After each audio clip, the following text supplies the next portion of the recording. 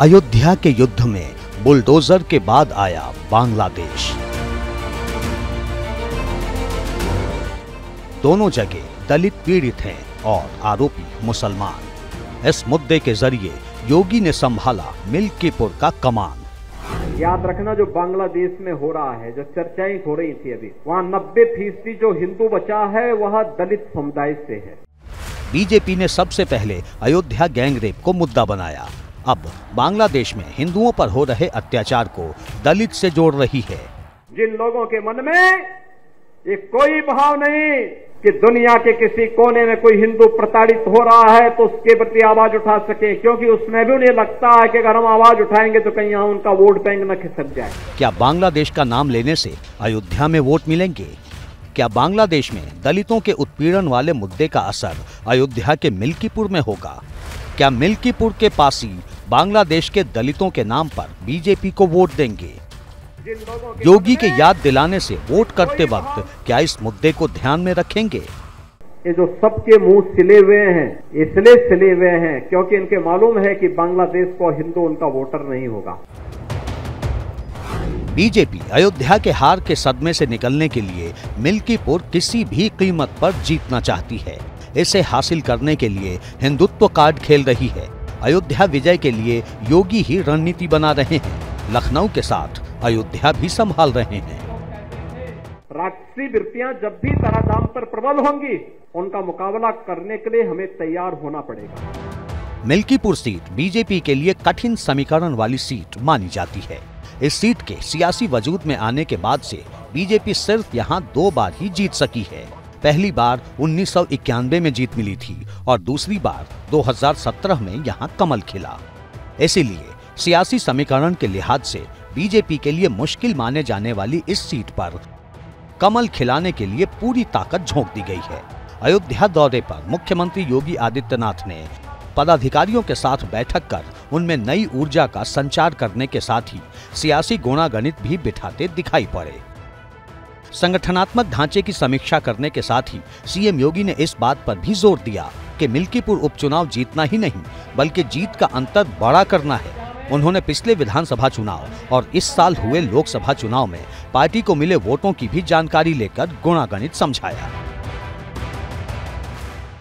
योगी आदित्यनाथ का प्लान बहुत अच्छा है। एक तो वो इस बात की पूरी कोशिश कर रहे हैं कि इलेक्शन माइनॉरिटी वर्सेस मेजॉरिटी हो जाए, और कई बार उनकी मेजॉरिटी और माइनॉरिटी की कोशिशें और फैसले पर पलीता भी लगा है, लेकिन इससे भी योगी को फायदा हो रहा है। योगी अपने वोटर्स को कम्युनिकेट करने में कामयाब हो रहे हैं।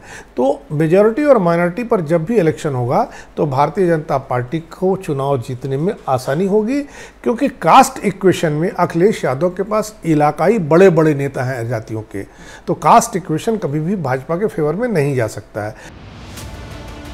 योगी आदित्यनाथ की नजर अखिलेश यादव के पीडीए में से डी पर है, यानी दलित पर, क्योंकि मिल्कीपुर में बीजेपी के लिए पीडीए ही खतरा है। अगर ये तीनों एक साथ रहे तो जीत मुश्किल होगी। इस समीकरण को आंकड़ों से समझिए।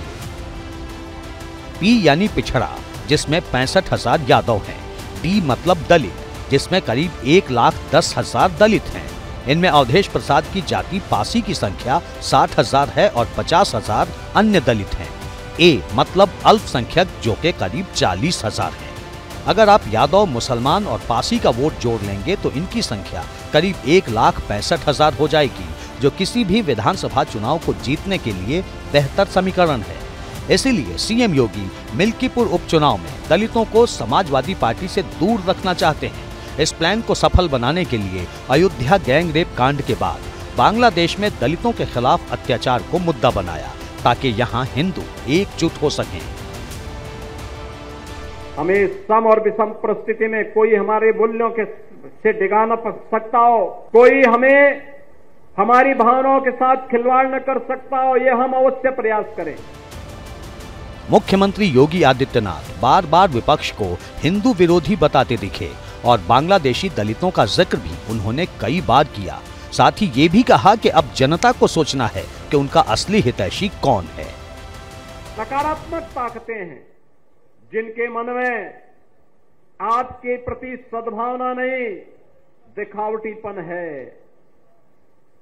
जो राम के अस्तित्व को नहीं मानते, जो कृष्ण के अस्तित्व को नहीं मानते, जिन लोगों के मन में भारतीयता के प्रति कोई सम्मान का भाव नहीं, वोट बैंक भी जिनको दुनिया के अंदर होने वाले किसी अत्याचार में वोट बैंक दिखाई देता हो, वो आपके हितैषी कैसे हो सकते हैं?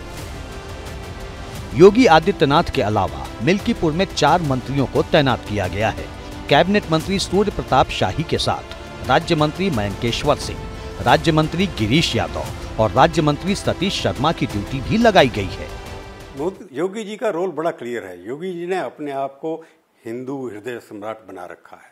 पहले मोदी जी हुआ करते, परंतु योगी जी जब से अपने भगवा कपड़े पहनते हैं, उन्होंने अपने आप को हिंदू हृदय सम्राट की डिग्री दे रखी है। उस हिसाब से वो बर्ताव करते हैं। बांग्लादेश के ऊपर उन्होंने बड़ा स्ट्रॉन्ग स्टैंड लिया है। हालांकि दलितों का नाम भी उसके अंदर जोड़ा है, परंतु उनके लिए चुनाव ये बहुत ही इम्पोर्टेंट है कि पिछले जो 22 चुनाव हुए हैं, 10 में से 11 में से या 10 में से 7 इंडिया चुनाव जीत गया था, तो बीजेपी के लिए बहुत ही ये अस्तित्व की लड़ाई है। योगी हिंदुत्व और दलित कार्ड के जरिए मिल्कीपुर का मल्ल युद्ध जीतना चाहते हैं, जबकि अखिलेश पीडीए फॉर्मूले के सहारे आगे बढ़ रहे हैं। अखिलेश यादव विजय अभियान को जारी रखने के लिए अयोध्या के सांसद अवधेश प्रसाद के बेटे को टिकट दे सकते हैं, ताकि पासी समाज समाजवादी पार्टी के साथ बना रहे। अयोध्या के सांसद अवधेश प्रसाद ने मिल्कीपुर को जीतने के लिए अपने करीबियों को एक्टिव कर दिया है। खुद भी लोगों से मिल रहे हैं, आरोपों पर सफाई दे रहे हैं और एकजुट रहने की अपील भी कर रहे हैं।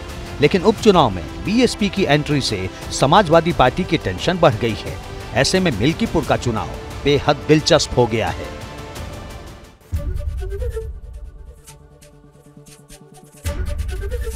एबीपी गंगा, खबर आपकी, जुबान आपकी।